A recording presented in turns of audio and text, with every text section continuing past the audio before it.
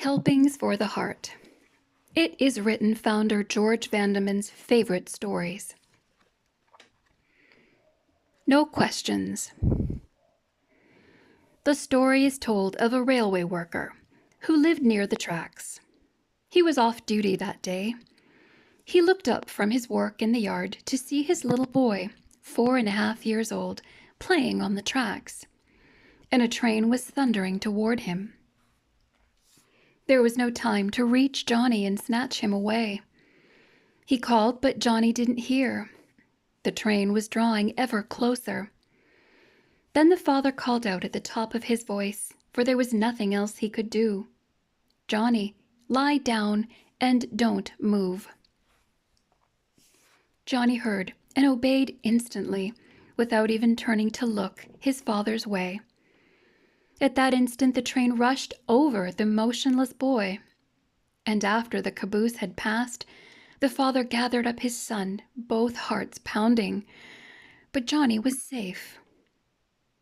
There was nothing in Johnny's short experience, his few short years of life, to qualify him to understand his father's strange command. But he didn't question it. He didn't ask why. He didn't delay. His father had spoken, and that was enough for him. Our Heavenly Father has spoken, and that should be enough. Following the right shepherd.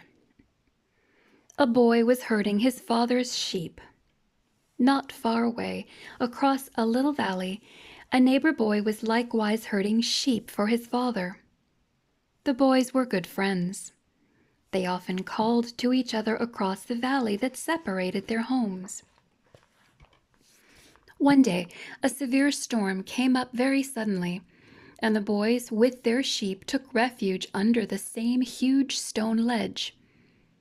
When the storm was over and it was time to go home, the boys had a problem. They couldn't separate the sheep. Some of them they knew, but they weren't sure about the others.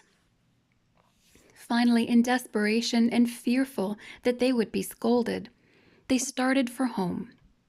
One down one steep path and the other down a path leading to the opposite side of the valley. And what happened? The sheep just separated themselves perfectly, each sheep following his own shepherd. Today, the sheep are sorting themselves out, each one following his or her own shepherd. By their responses, by their actions, the sheep are separating themselves into two camps: those who go their own way, and those who love and follow the Good Shepherd.